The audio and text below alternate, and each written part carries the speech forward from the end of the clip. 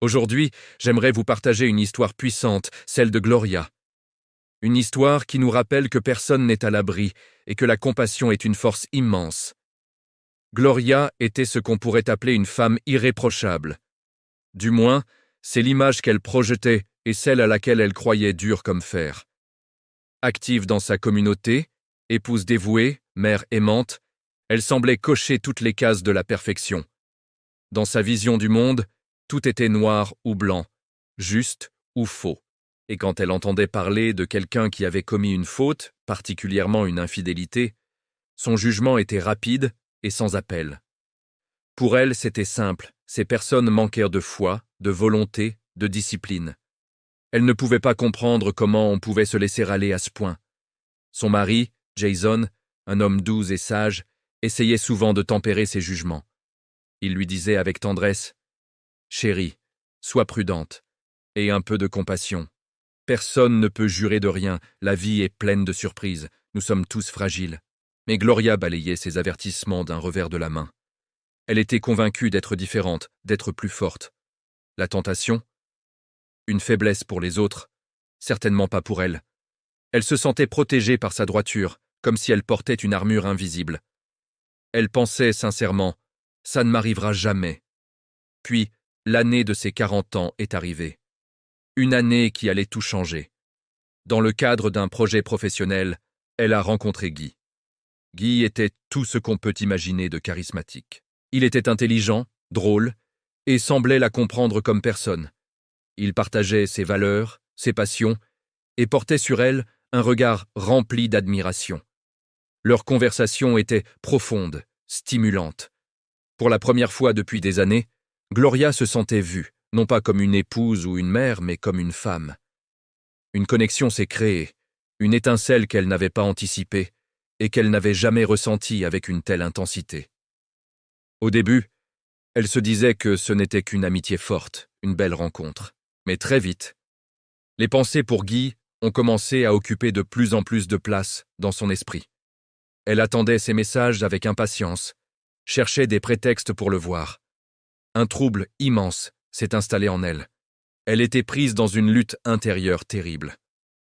D'un côté, il y avait tout ce en quoi elle avait toujours cru, la fidélité, la sainteté du mariage, ses vœux envers Jason. De l'autre, il y avait ce sentiment nouveau, cette émotion brute et puissante qui la faisait se sentir vivante comme jamais auparavant. Elle a commencé à prier, à supplier pour que ce sentiment disparaisse. Elle jeûnait, lisait des textes spirituels, essayait de s'ancrer de nouveau dans ses certitudes. Mais c'était comme essayer d'arrêter une vague avec ses mains. Le désir de voir Guy, de lui parler, était plus fort que tout. Elle se sentait comme une étrangère dans sa propre vie, déchirée entre la femme qu'elle pensait être et celle qu'elle était en train de devenir. La culpabilité la rongeait, mais l'attirance était écrasante. Et puis, l'inévitable est arrivé. La chute. Un après-midi, après une conversation particulièrement intense, la limite a été franchie.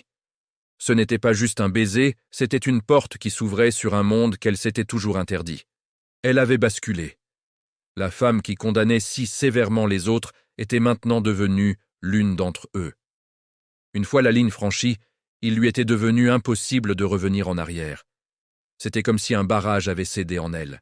Elle était complètement prisonnière de cette nouvelle relation. La honte et la culpabilité étaient toujours là, mais elles étaient étouffées par l'intensité de ce qu'elle vivait avec Guy. Pour maintenir cette double vie, elle a commencé à mentir.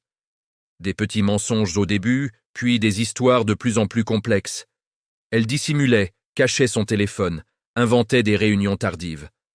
Son foyer, qui était autrefois le centre de son univers, est devenu une scène de théâtre où elle jouait un rôle. Elle est devenue distante avec Jason, irritable. Son énergie était tout entière tournée vers Guy. Même ses enfants ont commencé à sentir que quelque chose n'allait pas.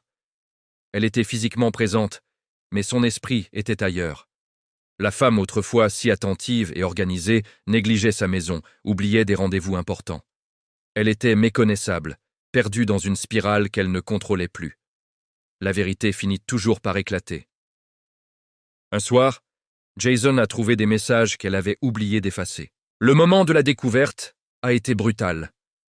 Mais ce qui a le plus bouleversé Gloria, ce n'est pas la colère de Jason. C'est son absence de colère. Elle s'était préparée aux cris, aux reproches, au jugement. Après tout, c'est ce qu'elle aurait fait à sa place. Mais à la place, elle a vu une douleur infinie dans ses yeux, une tristesse si profonde qu'elle lui a transpercé le cœur. Jason n'a pas crié. Il l'a regardée et a simplement dit « Gloria, qu'est-ce qui s'est passé? Je t'aime tellement. » Dans son regard, il n'y avait pas de condamnation. Il y avait de la peine, de l'incompréhension, mais aussi une porte ouverte. À cet instant, Jason est devenu l'incarnation vivante de la grâce et de la compassion qu'elle avait si longtemps refusées aux autres. Sa réaction a été un électrochoc. C'est cette douleur dans les yeux de l'homme qu'elle avait promis d'aimer qui l'a ramenée à la réalité. La vérité l'a frappée de plein fouet. Elle avait brisé le cœur de l'homme le plus bon qu'elle connaissait. Submergée par le remords, elle s'est effondrée. Elle a tout avoué, sans chercher d'excuses. Elle a pleuré, a exprimé ses regrets profonds, sa honte, sa douleur. Elle a réalisé l'ampleur des dégâts, pas seulement sur son mari, mais sur sa famille, sur elle-même. La prochaine étape était inévitable et atroce, la rupture avec Guy. Ce fut l'une des conversations les plus difficiles de sa vie. C'était un adieu à l'illusion, à l'excitation, à cette fausse sensation d'être en vie. C'était douloureux, mais nécessaire.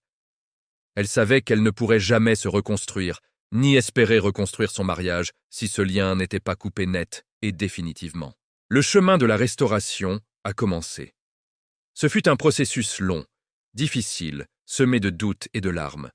Pour Gloria, il s'agissait de guérir son propre cœur, de comprendre pourquoi elle en était arrivée là.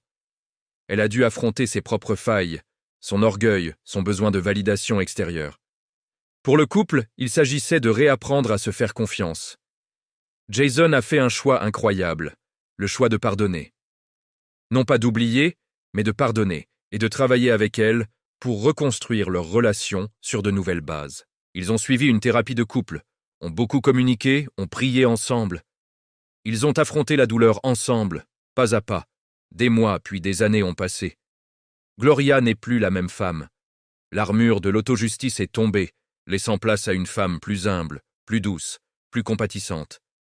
Elle a appris que la force ne réside pas dans le fait de ne jamais tomber, mais dans la capacité à se relever, à demander pardon et à accepter la grâce. Son mariage avec Jason est devenu plus fort qu'avant, car il est désormais fondé sur une vérité plus profonde, sur la connaissance de leurs faiblesses mutuelles et sur un amour qui a surmonté la pire des épreuves.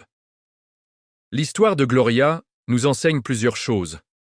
Premièrement, ne jamais dire jamais. L'orgueil précède la chute. Soyons humbles, car nous ne connaissons pas les épreuves que la vie nous réserve. Deuxièmement, investissez dans votre couple au quotidien. Ne laissez pas la routine et les distractions vous éloigner l'un de l'autre. Protégez votre relation. Troisièmement, si vous tombez, ne restez pas à terre. La honte peut nous paralyser, mais il y a toujours un chemin vers la restauration. Cherchez de l'aide, confiez-vous à une personne de confiance. Et enfin, cultivons la compassion. Au lieu de juger rapidement ceux qui trébuchent, essayons de comprendre leur douleur et de leur tendre la main. L'histoire de Gloria est un rappel que même dans les moments les plus sombres, la lumière peut renaître, et que la grâce est bien plus puissante que le jugement. Merci de m'avoir écouté jusqu'au bout. Si cette histoire vous a touché, n'hésitez pas à la partager et à vous abonner pour plus de contenus inspirants. Prenez soin de vous et des gens que vous aimez.